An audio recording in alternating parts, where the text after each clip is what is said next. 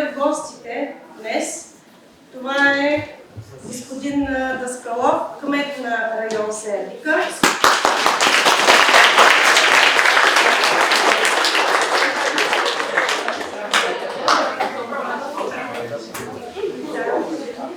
Също така искам да представя Велина Томова, инженер Велина Томова от регионалното управление.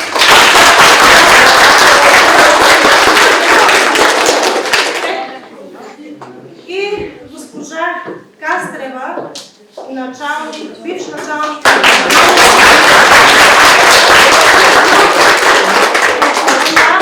да работи в сферата на образованието с някои други тънкости, които сега ще ни каже по проекта, който има. И наш гост, който всички го очакваме с нетърпение, шеф Манчев.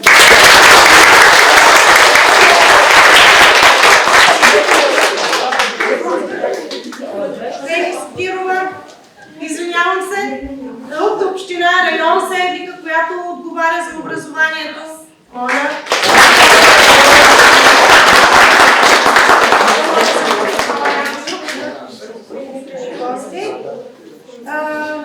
Директор на 60-то училище, госпожа Кръстева.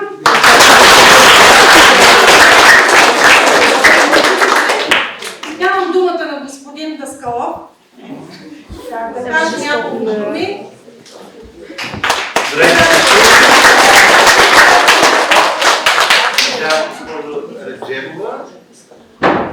Използвам случай да ви представя заместник кмета по култура и образование на района. Тя е в отпуск, но не пропуска това следобно събитие специално за него. Уважаема госпожо Кастрева, шеф Манчев, колеги, директорите на 60-то пенсионно училище, изключително съм щастлив, че сме тук заедно сега.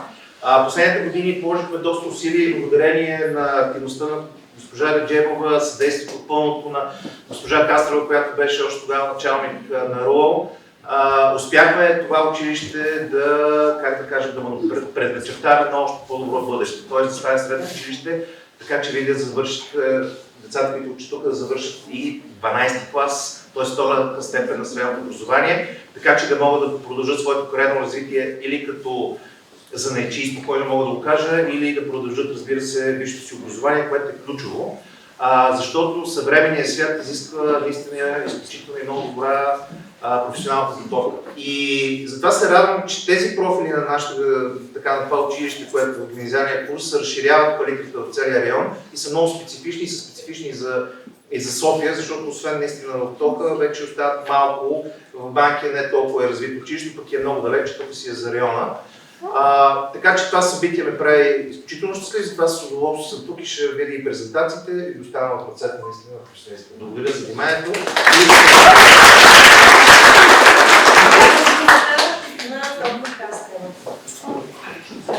Господин кмете, на вас и на вашия екип изключителни благодарности, както и на колегите директори на училища, скъпи деца и прекрасни колеги. Имам удоволствието да ви се представя в една различна роля. В една различна роля. В моята професионална кариера най-малко време съм отделила за развитието, да не кажа всичкото време на образованието, но първо като директор на училище, а след това като началник на регионално управление на образованието, известно време и заместник-министър на образованието, съм припознала най-голямата кауза в живота си. Да градиш бъдещето на децата. Всъщност най-важното нещо в този живот е да оставим следа, по която децата ни да вървят с гордо вдигнати глави, следа, която да ги вдъхнови за техния път. Затова и оттегляйки се от тази позиция, която ви уверявам, че е много тежка, много отговорна, но пък не можеш да се оттеглиш от каузата на живота си. И приветствам с добре дошли на една от първите инициативи на Сдружението Архитекти на бъдещето. И ако регионално управление, докато аз бях ръководител, работеше под мотото "Заедно можем повече", сега заедно градим бъдещето. Бъдещето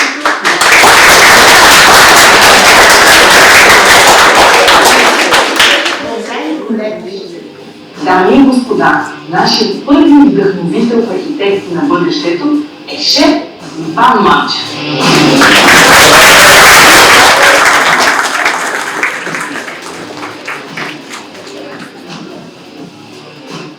Това е нашия подарък към шеф Манчев, защото той не го гледа и всичко е истина.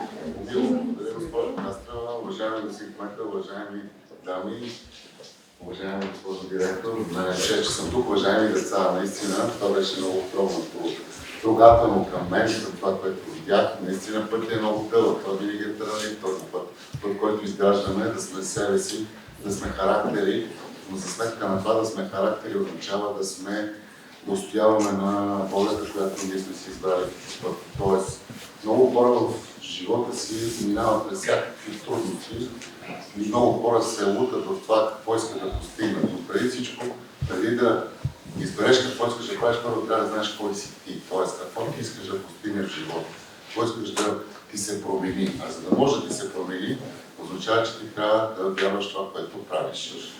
Децата трябва да знаете, че без труд, без работа, само с картинки, нищо няма постигнете. Повярвайте.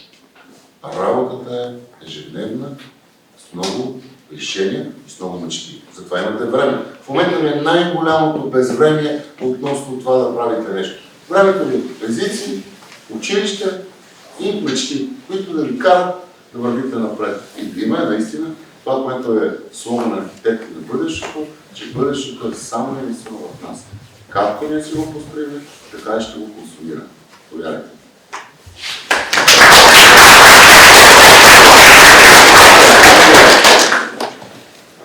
Кое е по-лесно за приготвяне, десерт или солена яст? Това са коренно различни. Коренно различни отрасли са в този бизнес. Десертът е много точен, с много грамаж, с много кантар. Там всичко е под грамаж, докато в студената част или предяс или топла, там може да се вложи малко повече прочество и повече въображение. Да. Кое предпочитам? Да работите с екип или самостоятелно? Сега човек, когато аз съм от средата на предприемачите. Разбира се, за да можеш да постигнеш нещо повече, искаш да работиш с по-голям екип, но не е задължително предприемача или който и да е, да очакваш от него който и да е. В смисъл, въпрос ти какво искаш. Аз искам това и това право, което аз искам. Ако ти искаш да бъдеш сама, ако ти сама и се чувстваш прекрасно. Въпросът е твоето вътрешно усещане. Какво ти искаш? И не трябва да правим сравнение между това, че един има повече или по-малко. Всеки има личното убеждение какво да прави. И никой не може да слага ти си този предприемач или другия работник, няма никакво значение. Всеки прави това, което обича. Мога ли аз да кажа? Може. Понеже ние сме водачи и си имаме 11 клас, искаме да ви направим една изненада.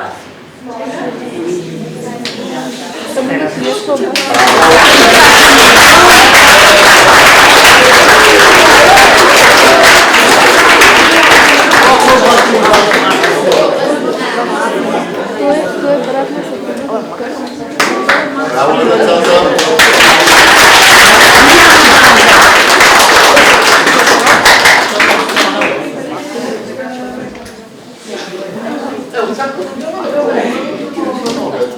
Много обичам това. Аз какво сте направили? Това са пълнени доматни растици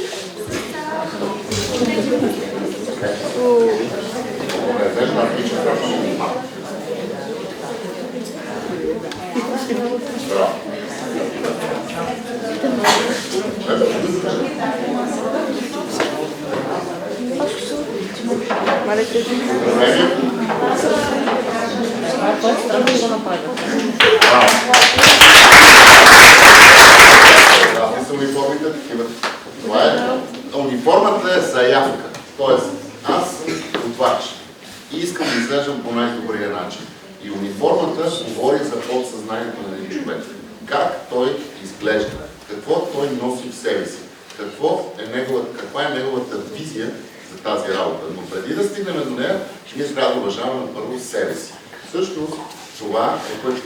И когато ти отидеш някъде и отидеш в ресторант и където и да е, Виждаш едни хора, които не са добре облечени, нямат униформи и всичко останало. Това означава, че тези, които са в криминалството на собственици, менеджери, не са взискателни към това, което искат да бъдат. Примерно, моите готвачи също са били в униформи, шапки, всичко останало с черни панталони, обувки, за да може да уважават професията. Вложете достатъчно усилия днес, за да може утре да направите най-добрият си избор. Благодаря на екипа на директор Сибилова, благодаря на кмета, благодаря на колегите от 58, вие чак сме се събрали 58 и живете и 60 на място. Ето както днес шеф Манчев ви дари своето време, дари ви своето знание. Дарявайте, помагайте, подавайте ръка. Това ще ви направи щастливи хора.